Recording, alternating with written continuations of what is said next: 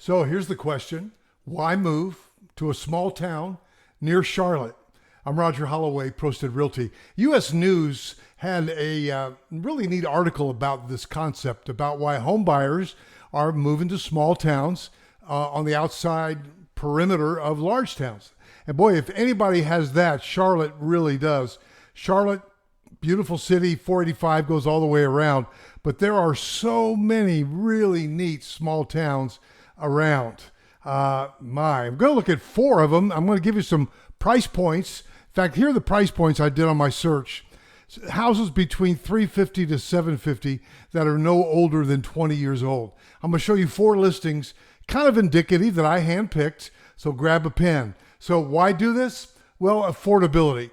If you're a subscriber, you know I always say the price of the house determined by the price of the dirt. Of course, there are a lot of other factors.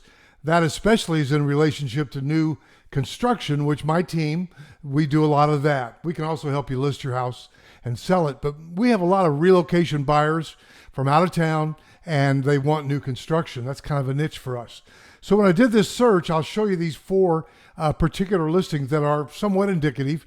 Plus, I'll give you a range within that.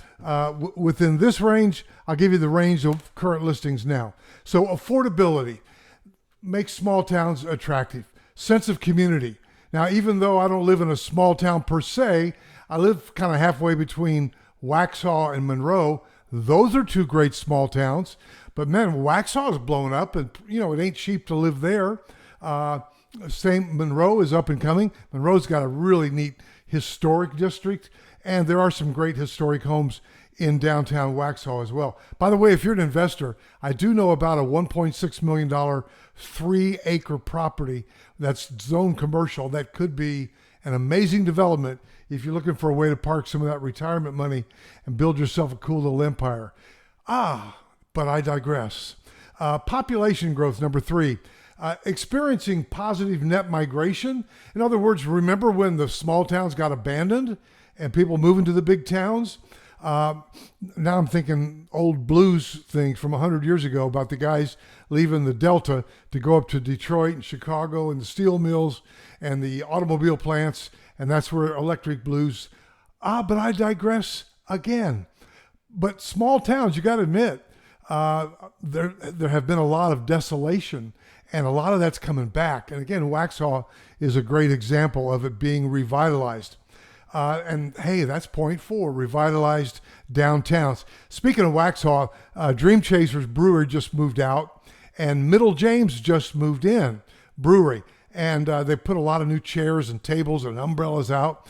Well, the wine store next door did as well, put out tables, and that, of course, that pedestrian project from last year made it really nice, that little area of East North Main Street. So you've got the Waxhaw Creamery. You got people going in and out of there all the time, kids, old people, and basically you've got a place to sit out on the sidewalk. Next door is the winery, where it has great food. So you got the Cork and Ale, the wine store with these umbrellas. Then you got Middle James, no dogs allowed inside. And they've got tables all the way around. So I have named that area the Sidewalk District of downtown Waxhaw. I'm digressing again.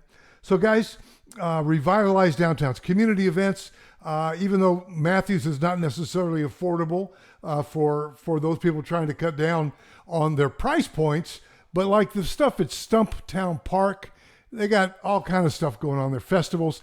In fact, back to Waxhaw, they just opened the new downtown park, and there is a skateboard park. I like that because let's face it, skateboarders are an overlooked minority that are often looked down upon. I try to encourage the young people, but they have a skateboard park, and they got a brand new downtown park, and they just had a festival there a few weeks back.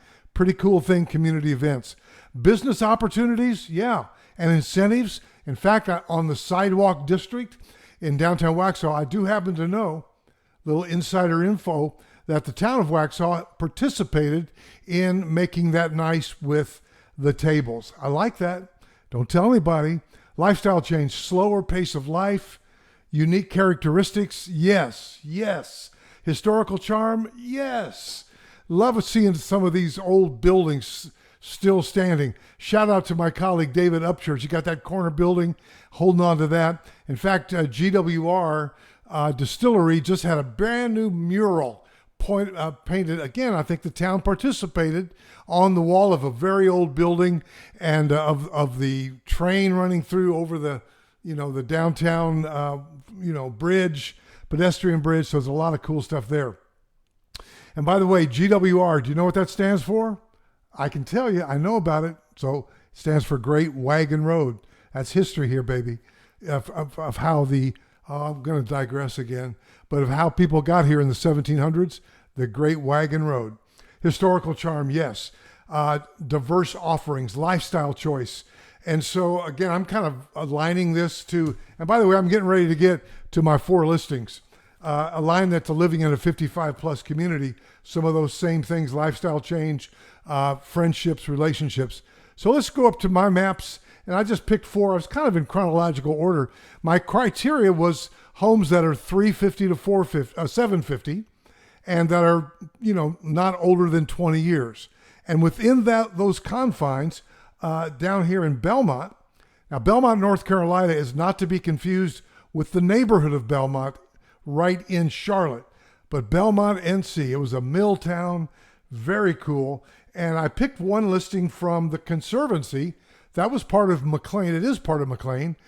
Jack, the real estate dog, and I, rest in peace, he and I walked from this neighborhood down to the water there at Lake Wiley. It's a really neat ranch homes neighborhood, not 55 plus.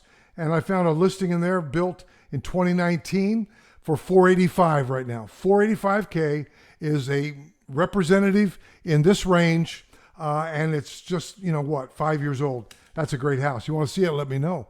The second one was down in Clover. So now I come down to Clover. Man, very cool small town, downtown. Right outside of Clover is a new neighborhood called Edmonds Farm. And within this range, I found a brand new construction home. Stick around to the end and I'll talk about it in the next video, at $719K. And now that's at the upper end of this. They've got stuff down to $355 to $750 within that range. Now, can you buy stuff for less? Yes. But I just had to pick a range and pick out one product. So Clover's neat. By the way, York is neat too. Got a lot of historical significance as well. Then I came up to Concord. And again, these are all towns that have very cool little small towns. Quaint and cool little small town. My wife is from Tifton, Georgia. That's a cool small town.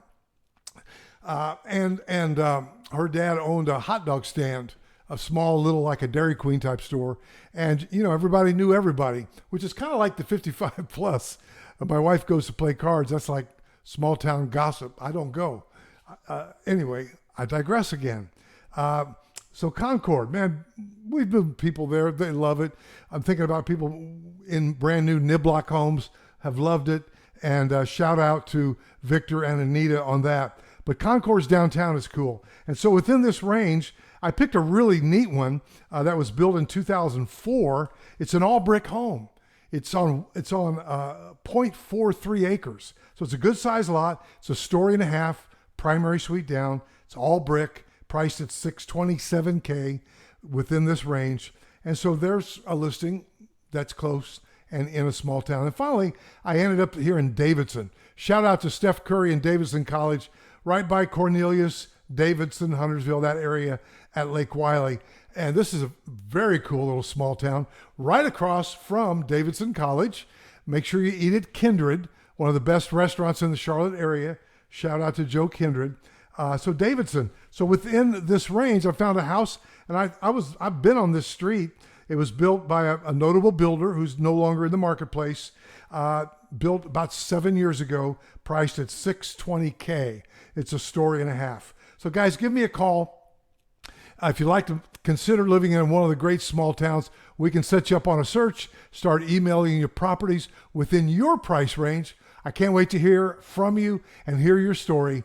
704-345-3400. And I'll see you. Watch this next video coming right up.